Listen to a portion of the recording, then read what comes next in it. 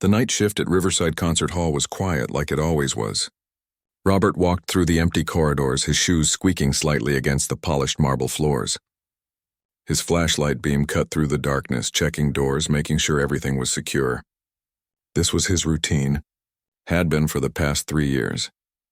52 years old, wearing a security guard uniform that had seen better days, Robert was the kind of person most people looked past.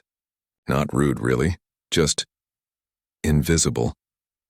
The performers rushed by him without a glance. The managers nodded absently. The cleaning crew knew his name, at least. That was something, but Robert didn't mind the quiet. In fact, he preferred it. Because when the hall was empty, when the last concert-goer had left and the lights dimmed, he could hear the echoes. The music that had played earlier that evening would still hang in the air somehow like a ghost. And Robert would close his eyes and remember when his hands used to create those sounds instead of just listening to them. Nobody at the hall knew about his past. Nobody knew that Robert had once sat on a stage just like the one he now guarded. Nobody knew that before life knocked him down, he'd been a student at Belmont Conservatory, one of the best music schools in the state. That felt like a different lifetime now, a different person. His mother had worked 2 jobs to pay for those lessons when he was young. His father had been sick for years and money was always tight, but his mother insisted. "You have a gift," she'd tell him, her hands rough from cleaning other people's houses. "Don't you dare waste it." He'd practiced until his fingers cramped, until he could play pieces that made his teachers shake their heads in amazement. Then everything fell apart in his final year at the conservatory. His father's condition worsened, and the medical bills piled up until they buried the family in debt. Robert had to make a choice. There was no money for tuition anymore. No money for anything except survival, so he dropped out, took whatever work he could find, and told himself it was temporary. That was almost 30 years ago. The years had a way of slipping by. One temporary job led to another. His mother passed away, then his father. The piano in their small apartment got sold to pay for the funeral. Robert's hands, once so carefully maintained, grew calloused from manual labor. The dream didn't die all at once. It just faded, bit by bit, until acknowledging it felt more painful than forgetting. He'd taken the security job 3 years ago because, well, at least he could be near music again. Even if he wasn't making it. Every night he'd pass by the grand piano on stage, a beautiful Steinway that probably cost more than he'd earned in 5 years. Sometimes, when he was sure no one was around, he'd stand close to it, never touching, just looking. His fingers would twitch with muscle memory, phantom movements of pieces he used to know by heart. Tonight felt different, though. The hall was hosting a special event, some kind of private tour for wealthy donors. Robert had been told to stay visible, to look professional. The new director wanted to impress these people, show them how well the facility was run. Robert had dealt with enough bosses to know the type, people who saw staff as props in their performance. The new director's name was Preston Whitmore. Young guy, maybe 30, with expensive suits and that particular kind of confidence that comes from never having to worry about money. He'd been hired 2 months ago, and in that short time he'd made it clear how he viewed the world. There were people who mattered and people who didn't, people who belonged in the spotlight and people who belonged in the shadows. Robert heard them before he saw them. Laughter, the clinking of champagne glasses, expensive shoes clicking against the floor. He positioned himself near the stage, standing at attention like he'd been instructed. Professional, invisible. Preston walked in first, gesturing broadly to the group behind him. About 8 people, all dressed like they'd come from some fancy dinner party. Diamonds caught the light. Designer labels everywhere. They oohed and awed at the architecture, the acoustics, the chandelier hanging from the ceiling. "And this," Preston announced, his voice echoing through the space, "is our main stage. We've hosted some of the finest performers in the world right here. Van Cliburn competition winners, internationally acclaimed orchestras, the best of the best."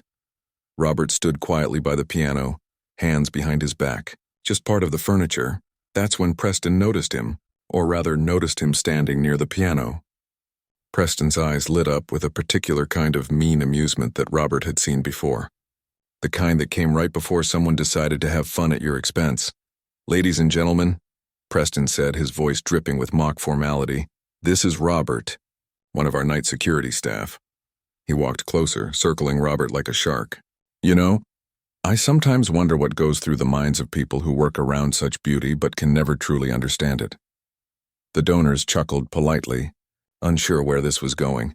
Preston gestured to the piano. This instrument, for example, worth more than a luxury car. Tuned by specialists who trained for decades. Can you imagine Robert here probably thinks it's just an expensive piece of furniture? Right, Robert? Robert's jaw tightened, but he said nothing. This was his job. Take it, stay quiet. You need this paycheck, but Preston wasn't done. He was playing to his audience now, enjoying their attention. I mean, anyone can appreciate art from a distance, can't they? But there's a difference between looking at a piano and actually understanding what it takes to master it. The years of training, the discipline, the breeding, if you will, the breeding.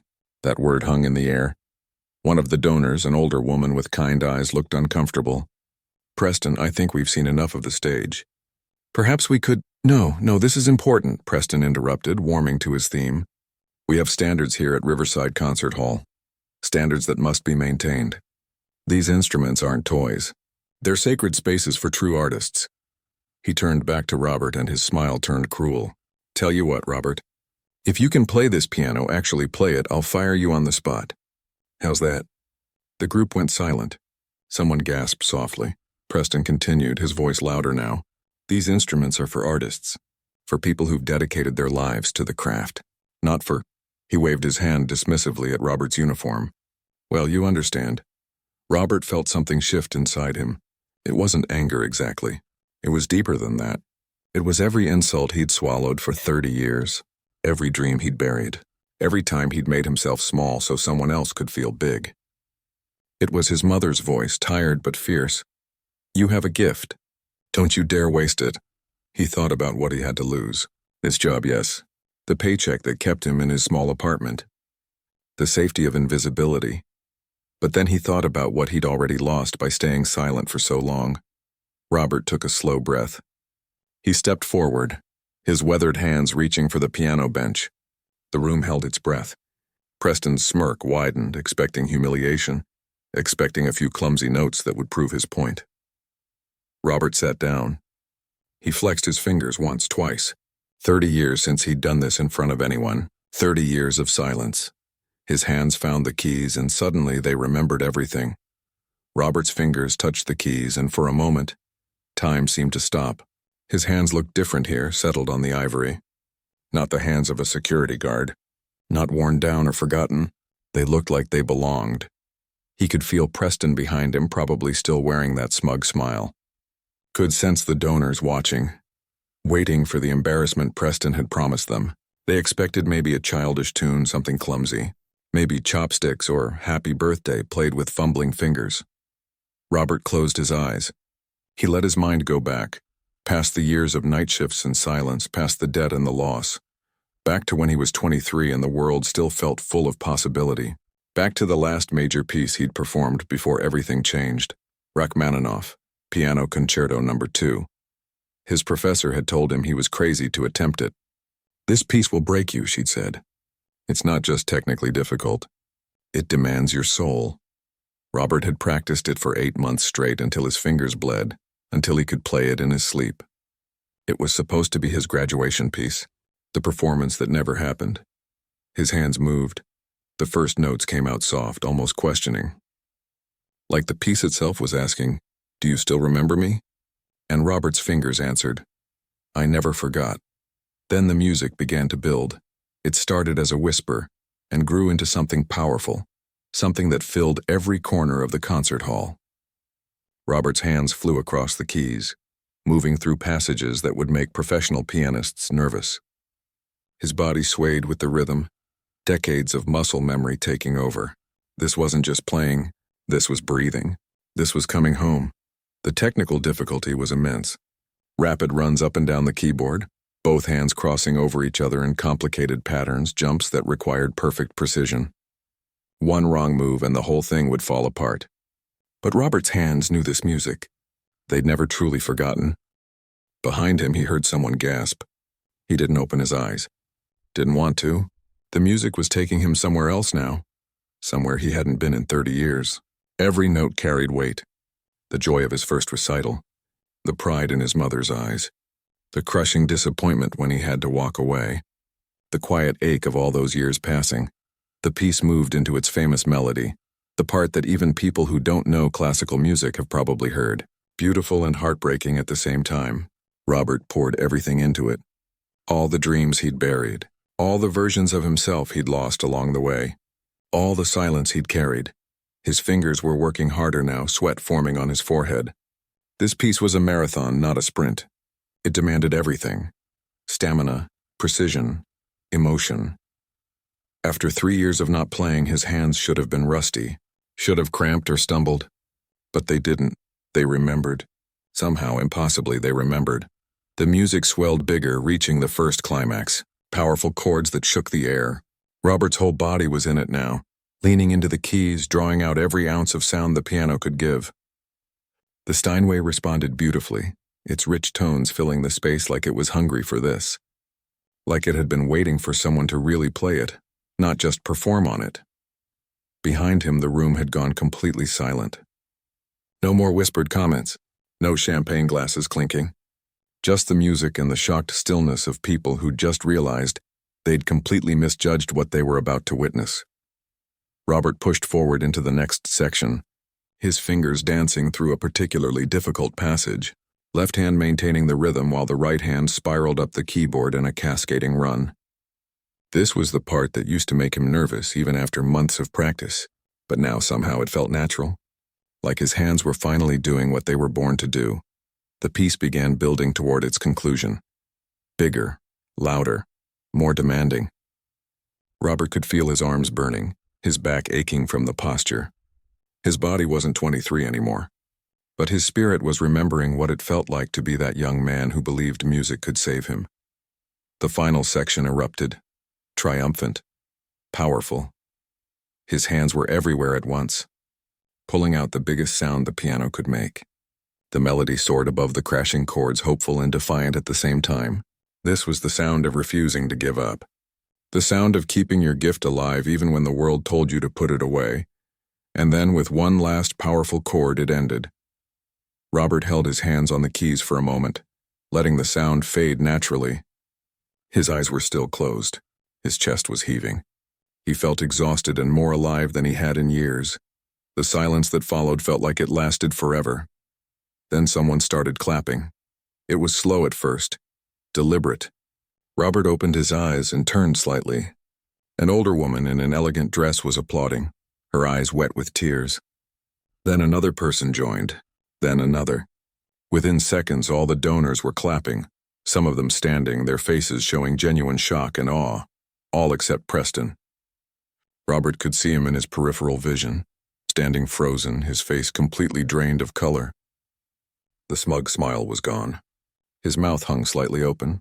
Robert stood up from the bench, his legs a bit shaky.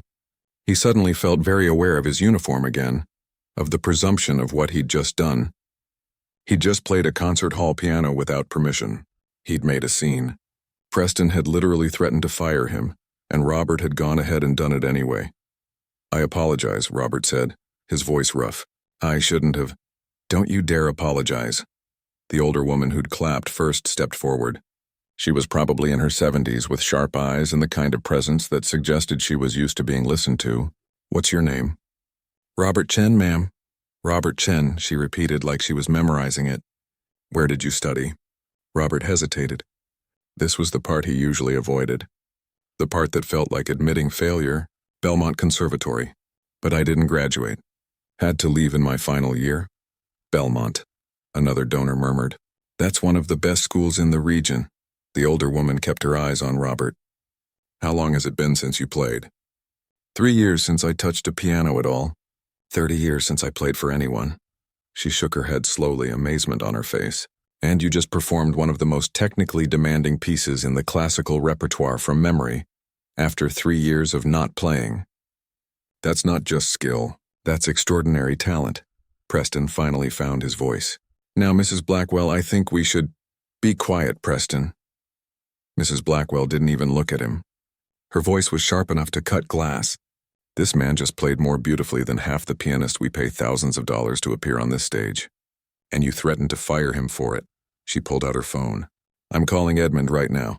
Robert felt his stomach drop. Edmund Reeves. He knew that name. Everyone who worked at the hall knew that name. He was the chairman of the board. He was also, Robert had heard, Preston's uncle.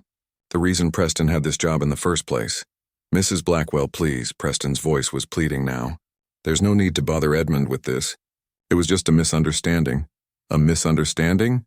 Another donor spoke up, a man with a thick beard. You humiliated this man in front of all of us. You mocked him for being a security guard. You challenged him to play so you could fire him.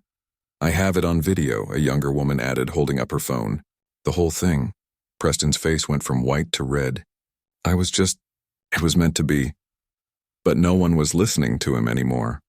Mrs. Blackwell had her phone to her ear, walking a few steps away. Robert could hear her talking, her voice firm and upset. Robert just stood there next to the piano, not quite sure what was happening. 10 minutes ago, he was just a security guard trying to get through another shift. Now he was at the center of something he didn't fully understand, something that felt like it might change everything. 20 minutes later, Edmund Reeves walked through the concert hall doors. He was a tall man in his 60s, gray hair perfectly styled, wearing a suit that probably cost more than Robert made in 3 months. But his face wasn't what Robert expected. He looked concerned, not angry. Tired, not dismissive. Preston immediately rushed over to him. Uncle Edmund, I can explain. This whole situation has been blown completely out of proportion. I was simply trying to maintain the standards of the hall and Edmund held up one hand. Preston stopped talking. Mrs. Blackwell sent me a video, Edmund said quietly. I watched it twice on the drive over. Once to see what happened, twice to make sure I wasn't misunderstanding. He looked at his nephew with something like disappointment. We'll discuss your behavior later. Right now I'd like to speak with Robert Chen. Robert felt his heart hammering. This was it. The moment where he'd lose his job. He'd crossed a line, touched equipment that wasn't meant for him, caused a scene. It didn't matter that he'd played well. Rules were rules. Mr. Reeves, Robert started. I understand if you need to let me go. I shouldn't have. Would you play something for me? Edmund interrupted. Robert blinked. Sir? I heard a recording through a phone's microphone. I'd like to hear you play in person. Edmund gestured toward the piano. If you're willing. The donors were still there, watching this whole thing unfold like it was a play. Preston stood off to the side, his jaw clenched, looking like he wanted to disappear into the floor. Robert glanced at the piano, then back at Edmund. What would you like me to play? Whatever you want. Something that means something to you. Robert walked back to the piano, his mind racing. What do you play for the man who controls your future? Something impressive? Something safe? His hand settled on the keys again and he made his choice. Chopin. Nocturne in E-flat major. Not the hardest piece he knew. Not the most showy. But it was the first piece his mother had ever heard him play at a recital. He was 14 years old, scared out of his mind, but he'd played this nocturne and she'd cried. Happy tears. Proud tears. The music started soft and gentle like a lullaby. Where Rachmaninoff had been powerful and demanding, Chopin was intimate and vulnerable. This wasn't about showing off technical skill. This was about emotion, about memory, about playing for someone you loved who wasn't there anymore. Robert let himself sink into it. The melody floated through the hall, delicate but deeply felt. He thought about his mother's rough hands, how they'd been so gentle when she'd hugged him after that recital. He thought about how she'd never complained about the extra shifts she worked, the way she'd smile when she heard him practicing at home. The piece built slowly, reaching moments of passion before pulling back to gentleness. Robert's touch on the keys was light, careful. Every note mattered. This wasn't music to fill a space. This was music to fill a heart. When he finished, the silence felt different than before. Not shocked. Just respectful. Edmund walked closer. His eyes were red around the edges. My mother loved Chopin, he said quietly. She passed away last year. I hadn't thought about her all day until just now. He cleared his throat. Tell me your story, Robert. All of it. So Robert did. He told them about growing up in a small apartment where the walls were thin and the piano practicing annoyed the neighbors. About his mother working as a housekeeper and his father's long illness. About getting into Belmont Conservatory, on a scholarship feeling like he'd won the lottery. About the mounting medical bills that ate through their savings and then some. My father needed surgery, Robert explained. The insurance covered some of it, but not enough. Not even close. We went into debt. Serious debt. I was in my final year at the conservatory, and my professor was already talking about competitions I should enter, connections she could help me make. But none of that mattered anymore. "Why didn't you go back?" asked Mrs. Blackwell. After things settled, Robert gave a sad smile. By the time my father passed and the estate was settled, I was 26. I'd been working construction for 3 years. My hands weren't in the same shape. And honestly, I felt like that part of my life was over. Like I'd missed my chance. You know how it is. You tell yourself you'll go back to your dreams later, when things are stable. But later never comes. You just keep surviving one day at a time. "And the piano?" Edmund asked. "I sold my family's piano to help pay for my father's funeral. I didn't touch another one for years. Couldn't bring myself to. It hurt too much. Then I took this job 3 years ago because I thought maybe I could at least be near music again. Even if I wasn't making it, I'd walk past that Steinway every night and my fingers would itch, but I never played. Not once. Not until tonight." Preston made a sound, like he wanted to say something, but a look from his uncle silenced him. Edmund was quiet for a long moment, thinking. "Did you know we have an outreach program here at the hall? We're trying to bring music education to communities that don't have access to it. Inner city schools, community centers, that kind of thing." Robert nodded. "I've seen some flyers about it." "It's been struggling," Edmund admitted. "We can't find the right person to lead it. We've hired 3 different coordinators in 2 years. All of them had impressive credentials, fancy degrees, experience at other institutions. But none of them could connect with the students. They knew music, but they didn't understand what it's like to fight for it, to sacrifice for it, to have it taken away from you." Robert wasn't sure where this was going. "You understand those things," Edmund continued. "You've lived them. And from what I just witnessed, you have the skill and the passion to teach. Not just technique, but what music really means. Mr. Reeves, I appreciate what you're saying, but I'm not qualified to. You're more qualified than anyone I've met." Edmund cut him off. "These kids we're trying to reach, they come from situations like yours. Families where money is tight, where survival comes before dreams. They don't need someone who learned music in comfort. They need someone who fought for it. Someone who knows what it costs." Mrs. Blackwell stepped forward. "My foundation funds music education throughout the city. I'd be willing to provide a scholarship for you to complete your training. Evening and weekend classes, so you could keep working while you study. Get the credentials you need while developing the program." Robert felt dizzy. This couldn't be happening. Things like this didn't happen to people like him. "What about Preston?" someone asked. The bearded donor. "He threatened to fire Robert, humiliated him. Are there going to be consequences for that?" Edmund's face hardened. "Preston will be placed on administrative leave while we conduct a full review of his conduct. This isn't the first complaint we've received about his treatment of staff. We've been lenient because of family connections. That ends now." Preston's face went pale. "Uncle Edmund, you can't—" "I can and I will. We'll discuss this privately later. Right now, I suggest you go home." Preston looked around the room, but no one met his eyes.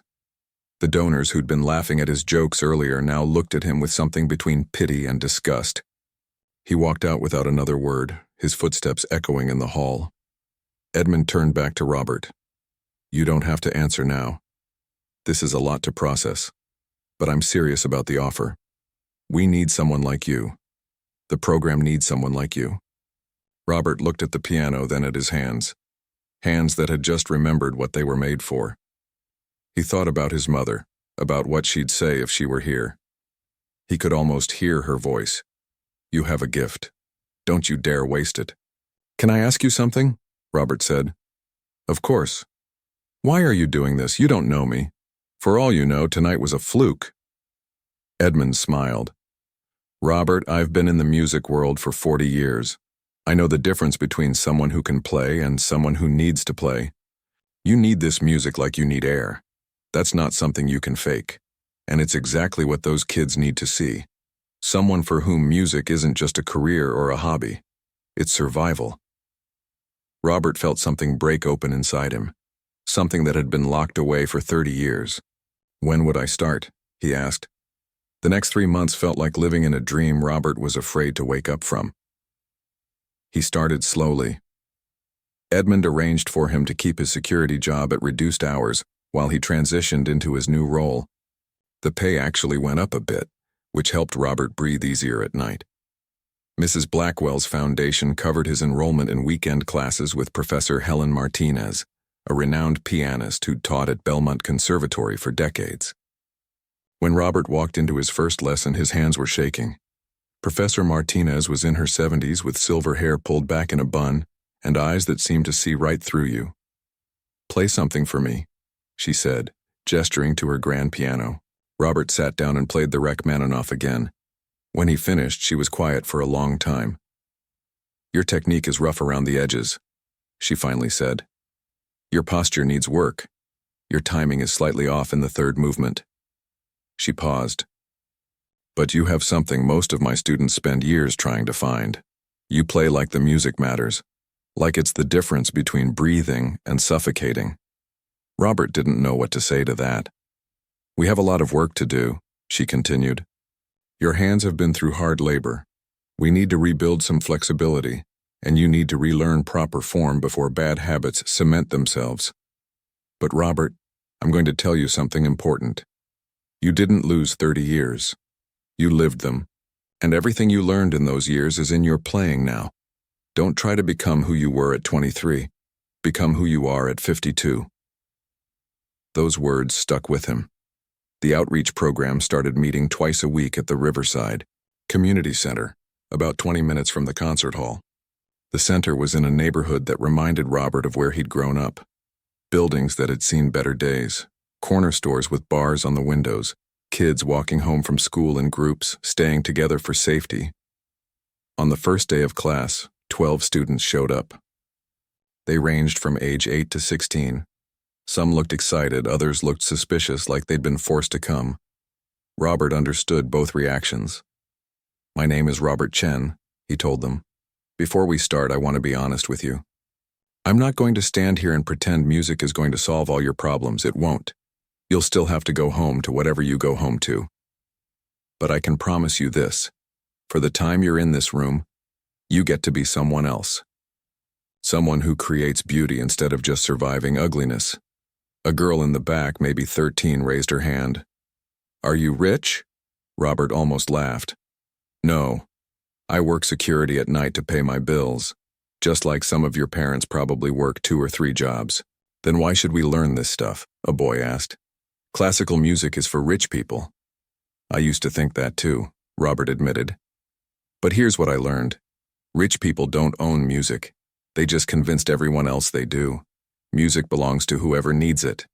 And trust me, the kids who need it most are the ones who know what it's like to hurt." He sat at the old upright piano the community center had donated. It was out of tune and missing a few keys, but it worked. "This is Chopin," he said, and played a simplified version of the Nocturne. He wrote this when he was homesick and heartbroken. "This one is Beethoven." He switched to a different piece. He was going deaf when he composed this. Imagine creating sound when you can't hear it anymore. The students were listening now. "And this," Robert said, playing something more modern, jazzier, "is music too. It doesn't have to be old or fancy to matter. It just has to be true." A small boy in the front, maybe 9 years old, moved closer to the piano. "Can you teach me that one?" "What's your name?" "David." "You want to learn piano, David?" The boy nodded eagerly. "My grandma has one, but nobody knows how to play it. She says it's just furniture now." "Furniture," Robert repeated, remembering Preston's words. "Well, let's change that." The weeks that followed were hard, but good.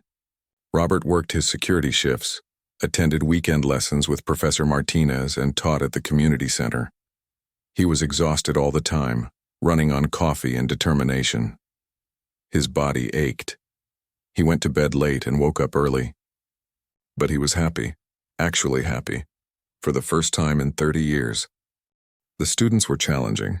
Some had attention spans that lasted about 5 minutes. Others were dealing with stuff at home that made it hard to focus on anything. One girl, Teresa, would sometimes fall asleep during class because she'd been up late babysitting her younger siblings while her mom worked overnight shifts. But slowly, something started happening. They began to improve. David learned to play a simple melody with both hands. Teresa discovered she had a natural sense of rhythm. A teenage boy named Luis, who'd come to class angry every single day, found that playing the piano helped calm something inside him. "My dad says this is stupid," Luis told Robert one afternoon. "Says I should be learning something useful." "What does your dad do for work?" Robert asked. "Construction. He wants me to work with him." Robert nodded. "I did construction for years. It's honest work, hard work. But Luis, let me ask you something. When you play piano, how do you feel?" Luis was quiet for a moment. "Like the noise in my head stops. Then it's useful. Maybe not in the way your dad means, but it's useful. Music doesn't pay the bills for most people. I won't lie to you about that. But it does something else. It gives you a place to put all the stuff you can't say out loud." 3 months in, Edmund visited one of the classes. He sat in the back, watching as Robert worked with the students. They were preparing a small recital for their families, nothing fancy, just a chance to show what they'd learned. After class, Edmund pulled Robert aside. "This is exactly what I hoped for. The previous coordinators ran the program like a boot camp, all discipline and technique. You're running it like a sanctuary. These kids don't need another place that demands perfection," Robert said. "They need a place that lets them be human." The board is impressed. "We want to expand the program. More locations. More students. And Robert, we want you to perform." Robert's stomach dropped. "Perform?" "A benefit concert at the hall. All proceeds go to funding the outreach program. Mrs. Blackwell thinks it would be powerful if people heard your story, saw what's possible. She's already got donors lined up." "Edmund, I can't. I'm not ready for something like that. I've only been training for 3 months. Professor Martinez says you are. She called me yesterday. Said you're ready to perform publicly again." Robert felt panic rising in his chest. Playing for his students was one thing. Playing for a concert hall full of people who'd paid money to be there was completely different. "What if I mess up? What if I freeze?" Edmund put a hand on his shoulder. "Then you mess up. You freeze. And you know what? It'll still be more authentic than half the performances we host. Robert, people need to see this. They need to see someone who lost everything and found their way back. Not because it makes a good story, but because it gives them hope that they can do the same." That night, Robert couldn't sleep. He lay in his small apartment staring at the ceiling, thinking about standing on that stage. Not as a security guard who happened to play, as a performer. As someone who belonged there, his phone buzzed. A text from Professor Martinez. "Stop overthinking. You've already done the hard part. You remembered who you are. The rest is just sharing it." Robert read the message 3 times. Then he texted back, "Okay, I'll do it." The concert was scheduled for 2 months away. Robert had 8 weeks to prepare. 8 weeks to make sure he didn't let down everyone who'd believed in him. 8 weeks to prove that second chances weren't just fairy tales. He got out of bed, sat at the small keyboard Mrs. Blackwell had bought him for his apartment, and started practicing. His neighbors probably hated him, but for the first time in 30 years, Robert didn't care. He had work to do. The night of the concert arrived faster than Robert expected. He stood backstage at Riverside Concert Hall, wearing a suit that Mrs. Blackwell had insisted on buying him. His hands were sweating. His heart felt like it might burst out of his chest. Through the curtain, he could hear the audience filling the seats. Every ticket had sold out within 3 days. Professor Martinez appeared beside him. "How are you feeling?" "Terrified," Robert admitted. "Good, that means you care." She adjusted his collar. "Remember what I told you. This isn't about being perfect. It's about being present. Let them see who you really are." David poked his head backstage. The 9-year-old was wearing a button-up shirt that was slightly too big for him. "Mr. Chen, we're all in the front row. My grandma came too." Robert smiled despite his nerves. "That's great, David. Are you scared?" "Very. My grandma says being scared means you're about to do something brave." Out of the mouths of children, Robert thought. "Your grandma sounds like a smart lady." Edmund walked over, looking sharp in his formal wear. 5 minutes. The hall is packed. Standing room only in the back. We even had to turn people away. Robert felt his stomach flip. No pressure, right? Actually, I wanted to tell you something before you go on. Preston resigned last week. The review found multiple instances of mistreatment toward staff. He's gone, and I'm sorry it took something this public for us to take action. Robert nodded. He'd heard through the grapevine that Preston had been asked to leave. Honestly, Robert didn't feel angry about it anymore. If anything, he felt grateful. If Preston hadn't pushed him that night, Robert might have spent the rest of his life walking past that piano without ever touching it. 2 minutes, a stagehand called out. Professor Martinez squeezed his shoulder. Go show them what music is supposed to sound like. Robert walked toward the stage entrance. His legs felt shaky. He could hear Edmund speaking to the audience, introducing him, telling his story. The security guard who became a teacher, the student who'd lost his dream and found it again 30 years later. Then Edmund said something that made Robert stop and listen. Robert's story matters not because it's unusual, but because it's universal. How many of us have put our dreams aside? How many of us have convinced ourselves it's too late? Tonight, Robert reminds us that it's never too late. That our gifts don't disappear just because we stop using them. They wait for us. And when we're ready, they welcome us home. The audience applauded. Robert heard Edmund call his name. This was it. He walked onto the stage. The lights were bright, making it hard to see individual faces. But he could see the front rows. His students were there, all 12 of them, dressed in their best clothes. David gave him a thumbs up. Teresa smiled. Luis nodded once, serious and proud. Robert sat at the Steinway. The same piano he'd walked past for 3 years. The same piano where everything had changed 6 months ago. He adjusted the bench, flexed his fingers, and looked out at the crowd. Thank you for being here, he said into the microphone someone had set up. His voice echoed through the hall. 6 months ago, I was working security in this building. I spent every night walking past this piano, telling myself that part of my life was over, that I'd missed my chance, that some doors close and they don't open again. He paused, gathering his thoughts. I was wrong, and tonight I'm going to play for everyone who thinks they've missed their chance, for everyone who put their dreams on a shelf because life got hard, for everyone who convinced themselves it's too late. He placed his hands on the keys. This is for my mother, who believed in me when I didn't believe in myself. And this is for anyone who needs to hear that your story isn't over. Not even close, he began to play. The program was ambitious. Rachmaninoff first, the piece that had started everything. His hands moved through the familiar passages, but this time felt different. 6 months ago, he'd played with desperation, with something to prove. Tonight, he played with gratitude, with joy, with the knowledge that this was where he belonged. The piece soared through the hall. Robert let himself feel everything. The years of loss, the moment of rediscovery, the gift of this second chance. When the final notes rang out, the applause was thunderous. But Robert barely heard it. He was already moving into the next piece, Chopin, the Nocturne, for his mother. He played it the way he remembered playing it at 14, but with everything he'd learned since. All the heartbreak, all the resilience, all the love. Somewhere in the audience, someone was crying. He could hear it. That was okay. Music was supposed to touch people, supposed to reach the places words couldn't go. Then he did something unplanned. He stopped and spoke into the microphone again. The next piece isn't classical. I learned it from one of my students, Luis. He taught me that music doesn't belong to any one type of person or one type of sound. It belongs to whoever needs it. He played a jazz piece Luis had shown him, something with rhythm and soul and attitude. The audience loved it. Robert could hear people clapping along. This was what music was supposed to be, not separated by invisible walls of class or education, just human beings sharing something beautiful.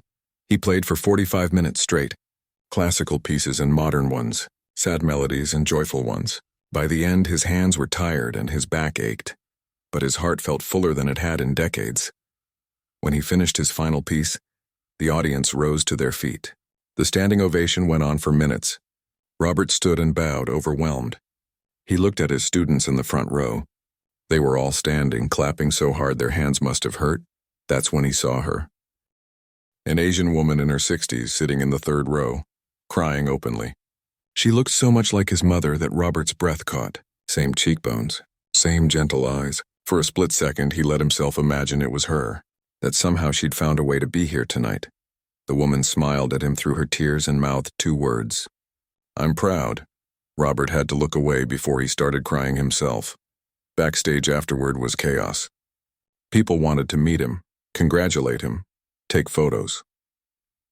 Mrs. Blackwell announced that the benefit had raised enough money to expand the outreach program to 5 new locations. Edmund told him they'd already received calls from other concert halls wanting to book him for performances. But the moment that mattered most came when his students found him. David hugged him around the waist. "That was amazing." "My grandma cried," Teresa said quietly. "You made it look easy." "But I know it wasn't." Luis hung back, trying to look cool, but Robert could see the emotion in his eyes. "Thanks for playing my song." "Thanks for teaching it to me," Robert replied.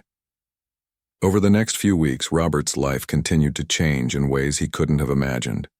News outlets picked up his story. He got invited to speak at schools and conferences. Other concert halls did book him for performances, but he made sure to keep teaching his classes at the community center. That's where the real work happened. One afternoon, about a month after the concert, Robert was working with a new student, a girl named Maya who'd just joined the program. She was shy, barely speaking above a whisper. "I don't think I can do this," Maya said, looking at the piano like it might bite her. Robert sat beside her. "Can I tell you a secret? 6 months ago, I hadn't touched a piano in 3 years. I thought that part of my life was dead and buried." "What changed?" Maya asked. "Someone pushed me. Not in a nice way, actually. But it made me realize I was more afraid of trying than I was of failing. And you know what? Trying was scary, but not trying was worse. Because not trying meant giving up on the one thing that made me feel like myself." Maya placed her hands on the keys uncertainly. "That's it," Robert encouraged. "Just start with 1 note, then another. You don't have to be perfect. You just have to begin." She played a single note, then another. The beginning of a melody. Robert smiled. "That's how it always started. 1 note, then another. Then suddenly you're playing a symphony." That evening, Robert walked through Riverside Concert Hall. Not as a security guard this time, but as a visiting artist checking the space for his next performance. He stopped at the stage looking at the Steinway under the lights. He thought about the version of himself from 6 months ago. Tired, resigned, convinced his best days were behind him. He wished he could go back and tell that man what was coming. That the worst moment of humiliation would become the best thing that ever happened to him. But maybe he couldn't have heard it back then. Maybe he needed to live through it to understand. Robert's phone buzzed. A text from Professor Martinez. "Next lesson, we're working on Beethoven." "Time to challenge yourself," he laughed. "Always pushing." That was good. He'd spent 30 years standing still. Now he was ready to see how far he could go. As Robert left the hall that night, he passed a young woman in a janitor's uniform, mopping the floors. She had headphones in, moving slightly to whatever music she was listening to. Robert stopped. "Excuse me," she pulled out one earbud. "Yes, sir? Do you like music?" She looked confused. Yeah, I guess. Do you play anything?" "I used to play guitar." "But that was a long time ago," Robert smiled. "It's never too late to pick it back up. Trust me on that." The woman looked at him like he was a little crazy, but as he walked away, he heard her humming. A small sound. A beginning. Robert stepped out into the night air, breathing deeply. The city lights sparkled around him. Somewhere out there, someone else was walking past their dream, convincing themselves it was too late. He hoped they'd find their moment, their push, their piano, because it was never too late. Not really. Sometimes you just needed to be brave enough to sit down and play,